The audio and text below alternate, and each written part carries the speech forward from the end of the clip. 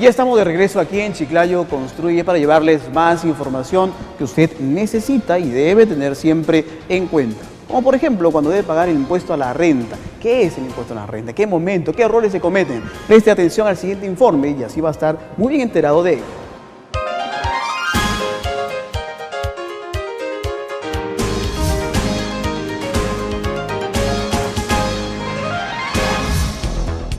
Desde este 24 de marzo hasta el próximo 4 de abril empieza el cronograma de vencimientos de la declaración jurada del impuesto a la renta, por lo que si ha tenido ingresos por más de 25.000 soles durante el 2013, se encuentra en la obligación de declararlo ante la Superintendencia Nacional de Aduanas y de Administración Tributaria, SUNAT. Para comprender mejor este tema, hablamos con el asesor tributario de la Cámara de Comercio, Javier Bancayán. Tenemos las rentas de tercera categoría, que son las que obtienen las personas jurídicas o las personas naturales que realicen actividades empresariales.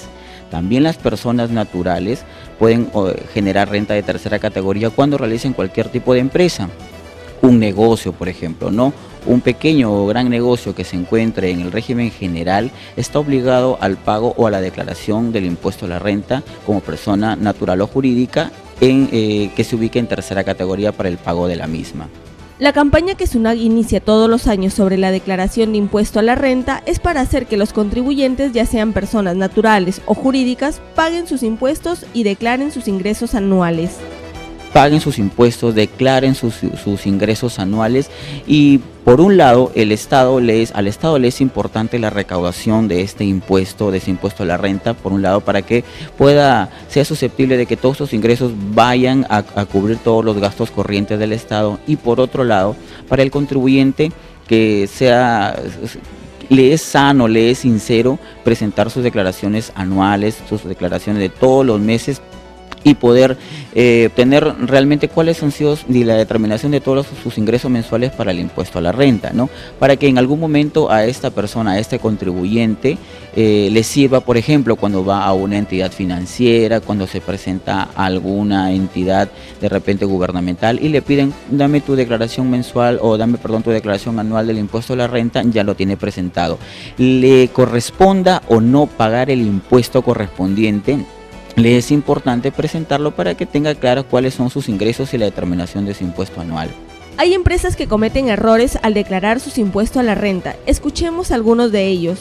Por ejemplo, un error frecuente es que cuando una empresa necesita agenciarse, ¿no?, de cierto capital para poder seguir trabajando, lo primero que hace es ir a la entidad financiera a pedir un préstamo, ¿no?, financiero.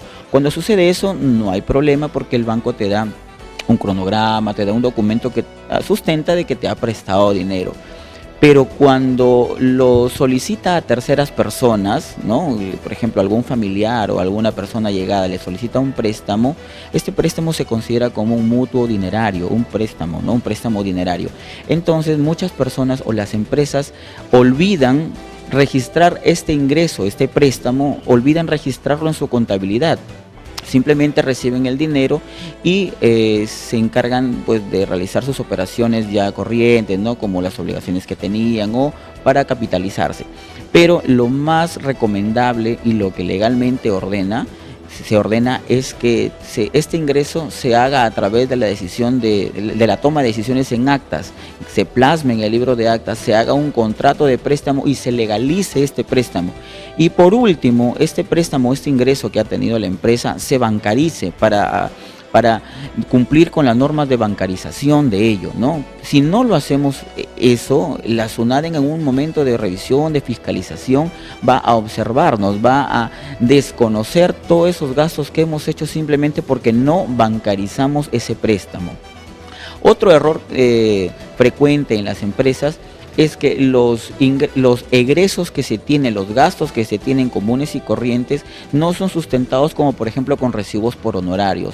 Si alguien por ahí viene y te presta un servicio para tu empresa, sería muy saludable que tú le solicitaras el recibo por honorario por el servicio que ha recibido, ¿no?, de este profesional o no profesional. Sin embargo, Muchas empresas gastan dinero, ¿no? Porque tienen que hacerlo definitivamente, pero se les olvida solicitar recibos por honorarios, o estas personas que brindaron el servicio no les brindan el recibo por honorarios correspondiente, y este dinero que están gastando a la empresa fácilmente lo pueden utilizar para la determinación de su impuesto a la renta y que les sirva como gasto sustentable para la determinación menor de su impuesto. El señor Bancayán, para dejar más claro el tema, les explicará a través de un cuadro la determinación del impuesto a la renta. Ahora vamos a explicar de manera muy sencilla cuál es el procedimiento que vamos a aplicar para la determinación del impuesto a la renta como personas naturales. En primer lugar, vamos a suponer que durante todo el ejercicio durante 2013 hemos obtenido ingresos de 50.000 soles, que es la suma de la renta de primera, segunda, cuarta y quinta categoría. A esta cantidad de 50.000 soles vamos a restarle el 20%. La SUNAT me otorga un descuento del 20% de todos mis ingresos. Esto sería 10.000 soles. Entonces yo voy a tener un ingreso, una utilidad bruta acá de 40.000 soles. Cuando obtengo estos 40.000 soles, la SUNAT adicionalmente me otorga 7 unidades impositivas tributarias para yo poder deducir todos mis gastos. Estas 7 unidades impositivas tributarias asciende a 26.600 nuevos soles, que son 3.800 por 7 UITs. Me da un resultado final de 13.400 nuevos soles. A esta utilidad ya casi neta, yo le voy a aplicar el 15% sobre los ingresos netos que obtuve y me va a dar un resultado final de 2.010 nuevos soles por pagar. Ustedes dirán, voy a pagar, de todo esto voy a pagar 2.010 soles en todo el año. Pues aparentemente sí, pero debemos de tener en cuenta que durante todo el ejercicio de 2013 yo he podido realizar pagos a cuenta de impuestos, por ejemplo, los alquileres, ¿no? Que es el 5%, ¿no? O las retenciones del 10% de impuesto a la renta. Esas retenciones que me han hecho van a jugar durante todo el año y voy a restar. Supongamos que me hayan retenido 1.000 soles. De todas mis retenciones que me han hecho pagos a cuenta, yo voy a restarlo aquí y solamente voy a pagar el neto, que son 1.010 nuevos soles. Ahora explicaremos cómo se determina el impuesto a la renta del 30% cuando las personas se encuentran en el régimen general, cualquier negocio. Supongamos que hayamos tenido un ingreso anual de 80.000 soles en todo el año. Estas son consideradas como mis ventas totales, ¿no? A valor de venta, el total de mis ventas, de mis ingresos anuales, 80.000 soles. Yo voy a tener que restarle el costo de ventas. No, el costo de ventas es cuánto a mí me costó mi mercadería que yo he vendido. Supongamos que el costo de mi mercadería ha sido 40.000 soles, ¿no? Mi margen es del 50%. Entonces, mi utilidad bruta del año, ¿cuánto va a ser? 40.000 nuevos soles. Pero a esta utilidad bruta yo voy a tener que restarle todos los gastos operativos que tuve durante todo el año. Por ejemplo, están los gastos de planilla, los gastos de alquileres, los gastos de recibos por honorarios, todos los gastos que he incurrido durante toda la empresa, los gastos operativos de la misma y que he sabido aprovecharlos, voy a restarlos acá a esta utilidad bruta. Mientras más gastos tenga que pueda sustentar, menos va a ser mi utilidad, como lo vamos a hacer. Entonces, supongamos que los gastos hayan sido de 20.000 soles acá, yo voy a tener aquí una utilidad neta de 20.000 nuevos soles, y sobre los 20.000 nuevos soles yo voy a aplicar la tasa del 30% del impuesto a la renta que me corresponde. Entonces aquí sería el impuesto a pagar, sería de 6.000 nuevos soles del impuesto a la renta anual. Pero como veíamos en las personas naturales, también durante todo el año he hecho pagos a cuenta del impuesto a la renta, que ha sido el 1.5% de repente de los ingresos netos mensuales. Entonces, si son 6.000 soles de impuesto y mis pagos a cuenta han sido, por ejemplo, de 4.000 soles durante todo el año, yo voy a pagar el neto, que son 2.000 soles totales del impuesto que yo voy a pagar. Entonces tengamos en cuenta los procedimientos y la importancia de determinar una buena contabilidad y que los gastos sean realmente sustentados. Ya lo saben, queridos televidentes, si eres persona natural o jurídica, recuerda que falta muy poco para que declares tus impuestos a la renta. Hazlo y evitarás cualquier tipo de multa.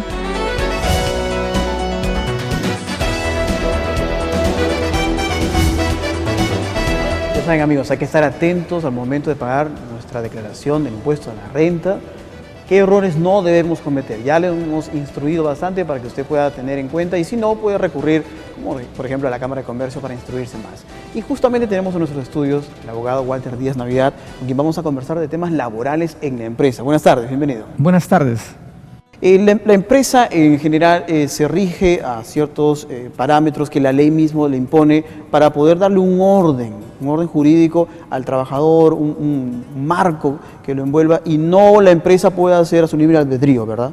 Así es. El marco jurídico dentro de lo que se mueve el régimen laboral general en nuestro país está diseñado dentro del Decreto Supremo 00397-TR y el Decreto Legislativo 728 y otras normas conexas que tienen que ver con lo que es la compensación por tiempo de servicios, las gratificaciones, los descansos remunerados, en el marco general, ¿no? Pero hay algunos regímenes adicionales, por ejemplo, el régimen de los trabajadores de la agroexportación, tienen un régimen especial, el régimen de los trabajadores de la pequeña y microempresa, tienen otro régimen que difiere un poco del régimen general. ¿Cuánto difiere? Porque a veces nuestros amigos que pertenecen a una microempresa añoran, desean algún beneficio, sin embargo, ese régimen limita un poco y les dicen, no, hasta ahí no llegas tú.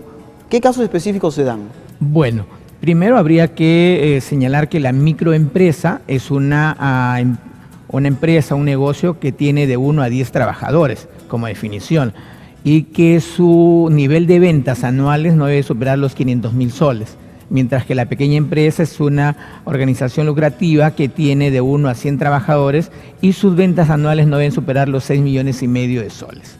Dentro de ese contexto, el gobierno ha dado algunos incentivos para la formalización de esas micro y pequeñas empresas. ¿Por qué?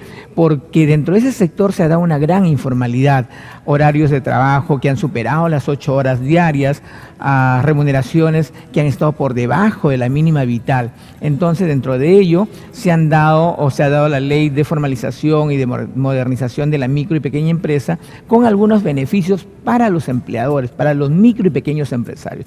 ¿Qué establece esta norma? Esta norma establece que los trabajadores tienen ahora una jornada máxima de 8 horas.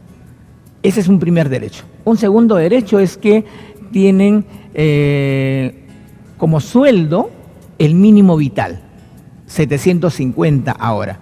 Pero adicional a ello, tienen su ingreso a planillas dentro de las 48 horas de ingresada a la empresa, por un lado. Por otro lado, tienen derecho a una compensación por tiempo de servicios, que si bien es cierto, no es la del régimen general que establece pues un sueldo por cada año, en el caso de ellos es 15 remuneraciones por cada año laborado. Lo mismo sucede con lo que son las gratificaciones. Las gratificaciones no es como en el régimen general un sueldo en el mes de julio y otro sueldo en el mes de diciembre. Acá no, aquí es medio sueldo, 15 remuneraciones en julio, 15 remuneraciones en diciembre, con las mismas condiciones que se dan en el régimen general. O sea, estar laborando al 30 de junio, a mantener igual al 30 de noviembre y prorrateada cuando no se ha cubierto los 6 meses dentro de ello. Eso quiere decir perdón que me corte, señor Walter, eso quiere decir que lo que nosotros, cuando nuestros amigos ingresan a trabajar en una empresa, están recibiendo en realidad una formalidad que les va a ayudar a ellos a tener un sustento, algo más seguro, algo que ya no sea tan informal, que no sea llevado de manera cuasi artesanal. Sin embargo, como usted lo está remarcando, el empleador, al verse de una u otra manera obligado a poder ordenar ese tema, también está recibiendo unos beneficios. ¿Qué beneficios recibe él? Bueno, hay unos beneficios tributarios que el Estado le ha dado dentro de la Ley de Modernización de la Micro y Pequeña Empresa. Entre ellos, por ejemplo, el sistema contributivo de salud. No lo paga todo el empleador. Una parte la paga el empleador y otra parte lo está subsidiando el Estado. Entonces, tanto en prestaciones de salud como en fondo de pensiones, el Estado está apoyando por ese lado para que la micro y pequeña empresa no se vea afectada totalmente. Claro, porque sabido es de que para una pequeña empresa, para una mediana empresa, lo más importante o lo más inmediato en todo caso es la rentabilidad, la utilidad, porque hablamos de márgenes muy pequeños en comparación a grandes empresas donde los márgenes son muy enormes y el pagar esos derechos y el pagar esos beneficios no significa una merma muy grande para la utilidad. Claro, pero tengamos presente que en contrapartida es, mientras allá pagas 30 días de vacaciones, aquí pagas la mitad, pagas 15 días. Mientras allá pagas 30 días un sueldo por gratificación, aquí solo pagas la mitad. Entonces ya es una gran ventaja por ese lado. Incluso en el tema de la indemnización por despido arbitrario, el régimen laboral general establece que a todo trabajador que se le despide sin causa justa debe abonársele una indemnización que se encuentra tasada en una remuneración y media mensual por cada año laborado, hasta un tope de 12. En el caso de las micro y pequeñas empresas se ha establecido en 15 hasta un máximo de 90 remuneraciones diarias. Entonces, si nosotros vemos, son 25 soles diarios, en el caso de un sueldo mínimo vital, 25 soles diarios por 15 días, estamos hablando algo así como de 380 soles, más o menos, por cada año de servicio, ¿se da cuenta? Mientras que al otro lado estamos hablando de 1.300 soles aproximadamente. Entonces, la diferencia por ese lado es grande. Ahora, no todas las microempresas están acogidas a este sistema, porque el Estado les ha puesto como requisito fundamental inscribirse en el registro de micro y pequeñas empresas. Si no estás inscrita allí, entonces no accedes a esos beneficios y tienes que pagar todos los beneficios que el régimen laboral común establece. Entonces, no te exime tampoco de eso. No te mantiene al margen. No. El trabajador que en una micro o pequeña empresa informal demanda a su empleador, le va a cobrar, si no está inscrita en el REMIPE, le va a cobrar como si fuera un régimen laboral común. Hay que estar muy atento a eso, porque lógico. De repente muchos de nuestros amigos están trabajando en una empresa que no está formalizada y de repente por temor o de mala información le han dicho, así tú me denuncies, no va a pasar nada, pero ya sabemos de que puede acceder a mayores beneficios de lo que esperaba todavía. Eso es cierto, eso es cierto. En cuanto, por ejemplo, a temas como la paternidad, la maternidad, ¿cómo se trabaja en las microempresas? ¿Acceden a estos beneficios? Sí, la Ley de Modernización ha establecido que el Seguro Social tiene también como derecho habientes a la esposa y a los hijos. Lo mismo sucede en el caso del sistema de pensiones. Al fallecer el causante, en este caso el trabajador, a su esposa va a tener derecho a una pensión de viudez y los hijos a una pensión de orfandad. En proporción al sueldo que reciben. Así es, así es. Se ha establecido ahí incluso que los trabajadores de la micro y pequeña empresa, para efectos de jubilación, es necesario que hayan cotizado 300 mensualidades, o sea, un equivalente a 25 años. Y cuando un trabajador de una microempresa o una media empresa se siente o se ha de sentir amenazado, ¿cuándo puede decir, oye, la empresa no está cumpliendo, además de lo que hemos conversado ya? ¿Qué otros factores podría tomar en cuenta? El trabajador podría tomar en consideración el hecho de que el empleador pudiese estar derivando materiales hacia otro negocio. Esa ya es una práctica que te está dando una luz que el empleador está queriendo cerrar este negocio por alguna razón. Y entonces él puede acudir a los servicios de inspección del Ministerio de Trabajo para que hagan una inspección inicial. Pese a que existe una norma que establece la persecución de los créditos laborales a favor de los trabajadores. En salvaguarda para que mañana más tarde pueda de una manera garantizar el pago de los beneficios. Así es. Entonces, eso hay que tener en cuenta, amigos. O sea, si usted está detectando que el empresario de alguna u otra manera está derivando el dinero para otro lado, a un material, quiere decir que de repente quiere dejar sin dinero las arcas, ¿no? Claro, y más adelante decir, no tengo. Así es, y eso es una práctica de, ¿cómo se llama?, de cierre de empresa, que está prohibida si no tiene una autorización de la Autoridad Administrativa de Trabajo. La autoridad sanciona al empleador, en esos momentos lo sanciona, ¿no? Y le pone una multa muy fuerte y es más, garantiza el pago de los adeudos laborales que en ese instante dicen haber originado. ¿Los trabajadores de una microempresa, una media empresa, pueden asociarse, pueden formar sindicatos? Sí. ¿Sí están afectos? Sí, la ley les permite, en ejercicio del derecho constitucional a libre sindicalización. Entonces, antes no lo podían porque, bueno, eran pocos, por un lado, por otro lado, la amenaza del empleador de, oye, no me hagas esto porque si no, claro, era más fácil, ¿no?, despedirlo. Exacto, ¿no? Ahora no. Ellos sí pueden asociarse y el empleador, es más, tiene que facilitar que los trabajadores puedan hacerlo, puedan asociarse si es que ese es su deseo. Si un trabajador ve vulnerados sus derechos, ¿dónde tiene que recurrir inicialmente, rápidamente? A la Autoridad Administrativa de Trabajo, sus servicios de inspección son los primeros que van a ir. No necesita identificarse para que tenga que ir. Puede ser una denuncia directa y sin necesidad de tener que decir, ¿sabe qué? Yo voy a estar ahí, ¿no? Sino que el inspector va a tomar esa denuncia como suya y va a tener que ir de a hacer oficio ya, ¿no? Así es. Doctor, muchísimas gracias, ha sido bastante clara su explicación. Amigos, esperamos contar con usted en una próxima oportunidad. Hacemos ahora una pausa comercial y regresamos con más aquí en Chiclayo Construye. Muchísimas gracias. Ok, gracias.